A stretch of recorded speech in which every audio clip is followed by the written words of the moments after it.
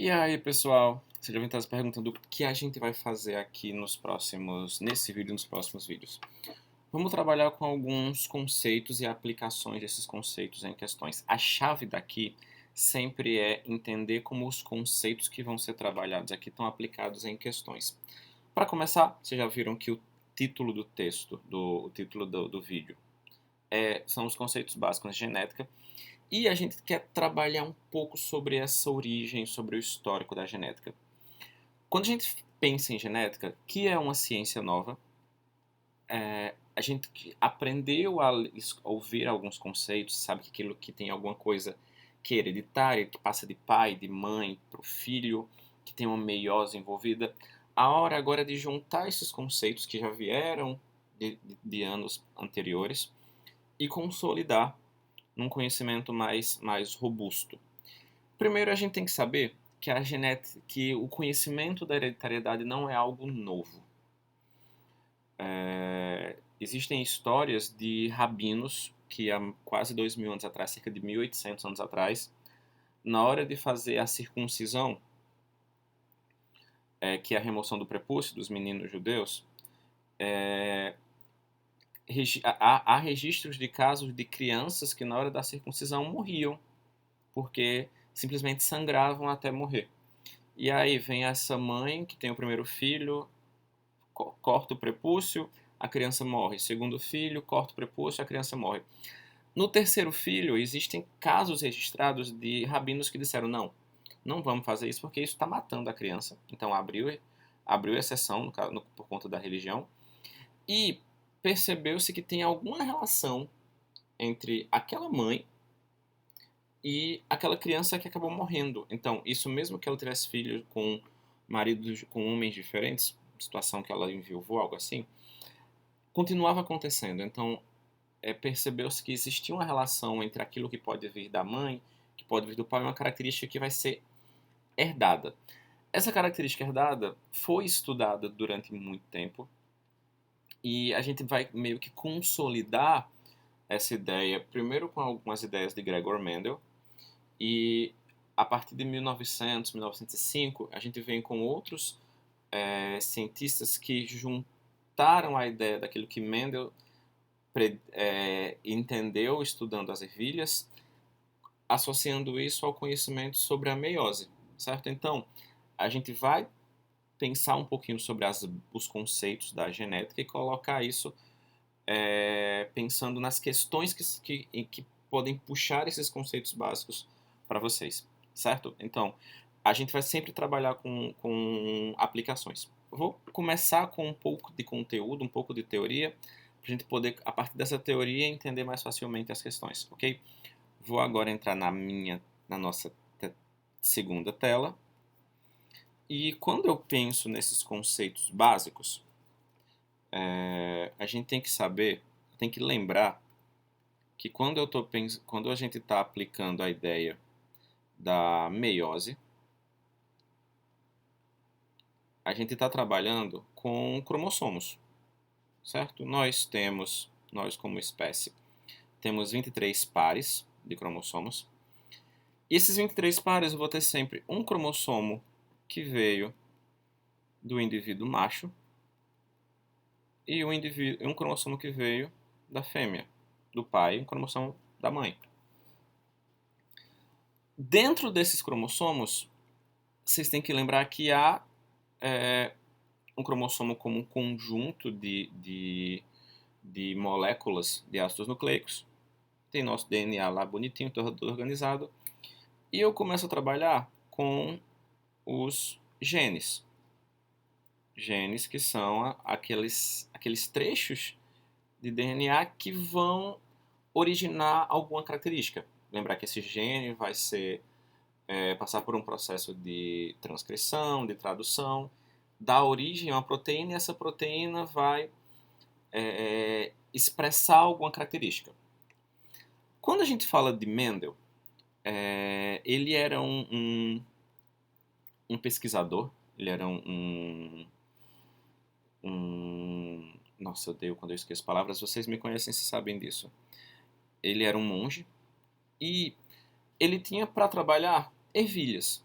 Ele Inclusive, ele foi muito rigoroso nesse estudo dele, porque Mendel trabalhou com mais de 24 mil pés de ervilha. E ele sabia que as ervilhas tinham uma série de características.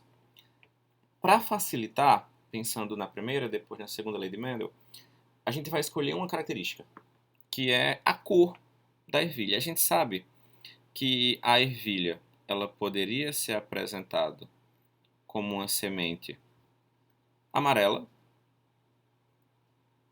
e como uma semente verde.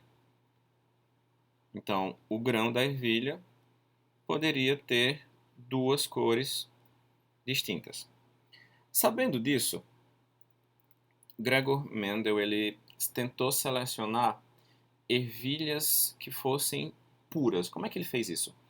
Ele fez cruzamentos, vários cruzamentos, de ervilhas amarelas com ervilhas amarelas, até que ele só encontrou ervilhas amarelas. E cruzou novamente, o mesmo com as ervilhas verdes.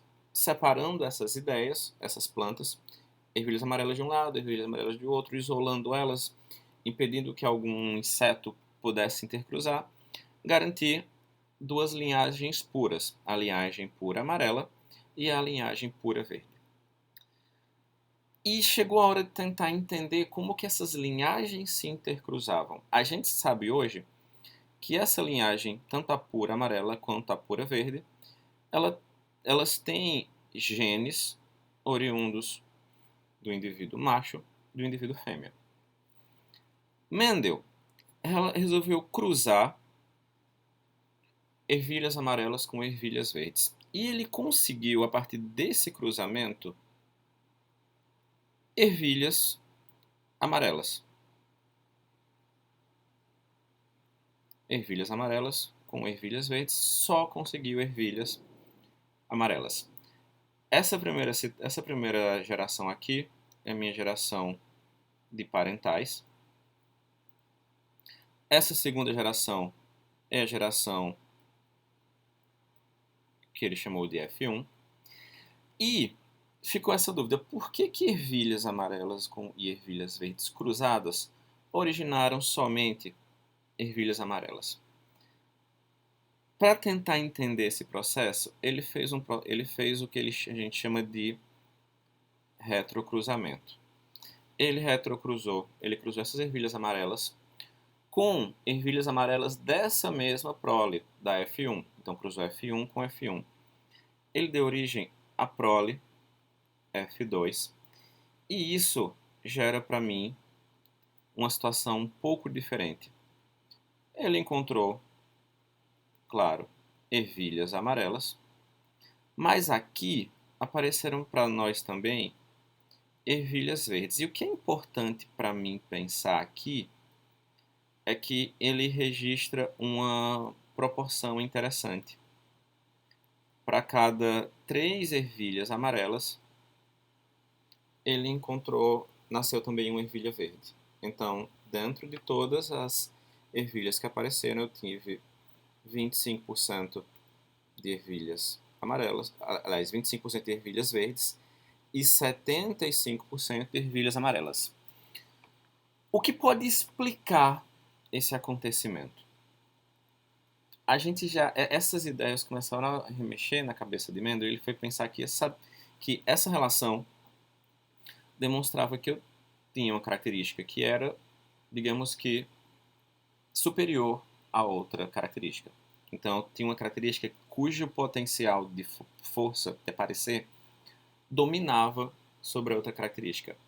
E agora, sabendo que eu tenho genes, um gene que veio do pai, um gene que veio da mãe, eu posso compreender como que esses genes têm o que a gente chama de alelos. Vamos agora começar na nossa nomenclatura. Desses alelos, pensando que eu tenho aqui como a cor que apareceu mais, o amarelo, eu vou dizer que existe o alelo A, o famoso azão, e um alelo com menos força, o azinho. Então eu vou ter aqui 2 alelos do mesmo gene, então eu tenho um gene só, para esse caso, que é o gene que vai dar origem à cor, com dois alelos diferenciados.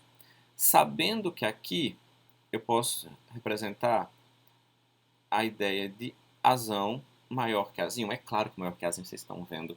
Só que esse maior aqui está relacionado ao poder de expressividade. Então, sempre que eu tiver um azão, a característica que vai estar expressa, o fenótipo, vai ser o dele. Se ele tiver junto com outro azão, azão, que é o que eu chamo de homozigose, ou se ele tiver em heterozigose. O heterozigoto aqui, eu vou ter azão-azinho. Ambos estruturas aqui trazem para mim uma ervilha amarela. E que isso explicaria também o fato de eu encontrar um indivíduo verde, que é o que eu vou chamar aqui de azinho-azinho, que é um indivíduo recessivo. Eu consigo compreender isso quando eu aplico as leis de Mendel. Isso aqui vem um pouco depois, quando, a partir de, se eu não me engano, 1905, começaram a compreender as características de genéticas aplicados junto com a matemática. Inclusive, a matemática e a proporcionalidade das ideias de Mendel foi um dos problemas que fez as ideias dele, se eu não me engano, em 1866, ficarem travadas por um tempo. Ele publicou isso, mas as pessoas não conseguiam, os pesquisadores da época não conseguiam compreender como a matemática entrava. Precisou passar quase 40 anos para que essa ideia aparecesse no que a gente chama de quadro de Punnett. Aquele quadro aqui bonitinho, em que eu vou relacionar, nossa, isso devia estar mais quadrado, mas vocês vão compreender, em que eu vou relacionar aqui o indivíduo macho e o indivíduo fêmea. Sabendo aqui, se eu pensar, por exemplo, aqui para os meus indivíduos parentais, certo? Compreendendo que aqui, pelo número que está aparecendo maior, eu sei que o amarelo vai ser dominante. Quando eu penso no gameta masculino, e sabendo que para cada indivíduo eu vou ter 4 gametas formados, mais de 2 tipos. Então, esse primeiro indivíduo que é puro, eu vou dizer que ele é azão. E esse primeiro indivíduo aqui, que é verde, também é um puro, mas é um puro recessivo. Azinho. Relaciono eles em prováveis cruzamentos. Eu vou ter aqui azão-azinho, azão-azinho. Talvez vocês percebam, prefiram ele o quadrado reto, mas a gente vai fazer dos próximos, ok? Então vocês percebem que esses cruzamentos em que eu tenho um indivíduo homozigoto dominante e um homozigoto recessivo vão gerar para mim 4 indivíduos heterozigotos.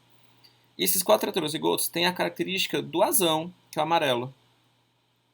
Isso aqui é o primeiro cruzamento que deu origem à geração F1. Essa F1 agora foi retrocruzada. E vamos chegar no quadrado de Punnett mais padrão aqui. Talvez fique mais fácil vocês compreenderem, caso haja alguma dúvida ainda sobre isso aqui. O quadro de Punnett está aqui. E eu vou retrocruzar esses indivíduos. Então eu vou colocar azão-azinho cruzando com outro indivíduo azão-azinho. E aí eu vou saber que aqui eu só vou relacionar azão-azão, homozigoto dominante, azão-azinho, heterozigoto, azão-azinho, heterozigoto, e azinho-azinho, homozigoto excessivo. Eu vou ter aqui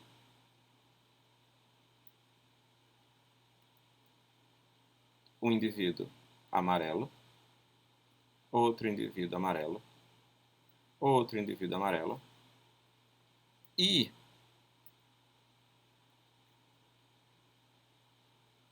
apenas o duplo recessivo, que vai ser meu indivíduo verde. Isso é o básico que a gente tem quando pensa naquilo que Mendel e logo após cientistas que trabalharam com genética compreenderam sobre esse processo. Isso permitiu para a gente entender como os genes se relacionam. Sabendo disso, a gente pode já começar a pensar em uma questão aqui e depois voltar para entender o que está sendo mostrado. Essa primeira questão, ela fala sobre a análise de um heredograma. A gente sabe que isso aqui, um heredograma, ele é uma representação de uma família. E essa representação de uma família, ele traz para a gente indivíduos, e esses indivíduos, eles apresentam uma característica. Então, esse heredograma aqui, ele é específico de uma característica. Nesse caso, ele fala sobre uma herança monogênica, ele não define qual é a herança, mas ele quer saber sobre que tipo de herança é essa. A gente pode ler esse heredograma entendendo que herança é essa. Sabendo que a gente tem algumas regras para o heredograma. Eu tenho o indivíduo, o círculo, que vai representar para mim mulheres, o quadrado representa homens, e toda vez que eu tenho um quadrado pintado, esse quadrado, isso está dizendo para mim que esse indivíduo apresenta aquela característica que o heredograma está mostrando. E quando eu leio isso aqui, tem alguns elementos que podem me facilitar nesse entendimento. Por quê? Porque a ideia é relacionar aquele heredograma com essa relação entre indivíduos aqui. Essa relação entre alelos de um gene, sabendo que, para entender como que esses alelos foram expressos. E aí, vamos primeiro ler o que a questão está pedindo, para tentar entender o que a gente pode relacionar desse heredograma para a primeira lei. Aqui fala que a análise do heredograma revelou a existência de algumas pessoas de uma mesma família afetadas por uma anomalia genética. Não sabemos ainda como é essa anomalia. Após o estudo do caso, um geneticista concluiu que a herança é monogênica e é determinada por um par de alelos recessivos. A partir da análise de um dos casais e sua descendência, é possível chegar a essa conclusão. Qual casal fez com que esse geneticista chegasse nessa conclusão? Primeiro, dois trechos aqui que são importantes a gente grifar. Herança monogênica e determinado por um par de alelos recessivos. Gente, quando a gente faz essa análise, não tem segredo. Existe uma situação que é padrão quando eu vou procurar entender um heredograma. E vocês vão ter que aprender a fazer isso daqui para frente, sempre buscando isso. Buscando o quê? Foi dado para vocês um heredograma. Vocês vão buscar uma situação em que eu tenho pais diferentes. Então eu vou ter um casal, certo? E esse casal tem um filho ou uma filha, certo? E esse filho ou filha, ele é diferente dos pais. Como assim, Ribamar? Imagina que eu tenho aqui essas duas possibilidades. Eu tenho aqui no primeiro caso, um casal saudável, não afetado pela característica em estudo, que tem uma filha afetada. No segundo caso, um casal que é afetado pela característica estudada e uma filha, não importa se é filha ou se é filho nesse caso, e essa filha ela não é afetada pela característica. Quando eu volto para cá, eu quero pensar no único cruzamento que vai dar origem para mim em que eu tenho indivíduos que nascem diferentes dos pais, que é esse cruzamento aqui, que é esse cruzamento que Mendel fez quando ele retrocruzou ervilhas amarelas com ervilhas amarelas, que é o cruzamento de um heterozigoto com outro heterozigoto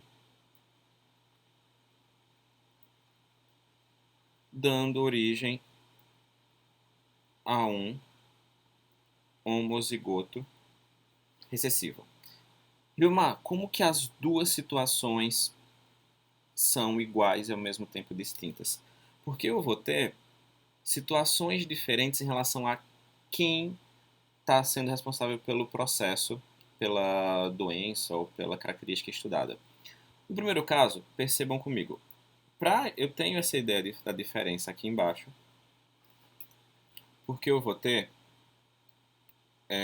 indivíduos diferenciados que vão chegar para mim com o gene. Então aqui eu sei que para que esse casal aconteça, eu tenho o indivíduo Azinho Azinho recebeu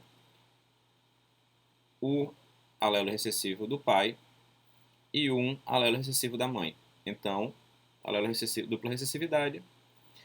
Nesse caso, eu chego numa conclusão que a herança, a própria questão ainda agora falou que ela é monogenética, então tenho um gene só atuando nessa doença, que é o gene A, certo? Então é um gene, a herança é monogenética.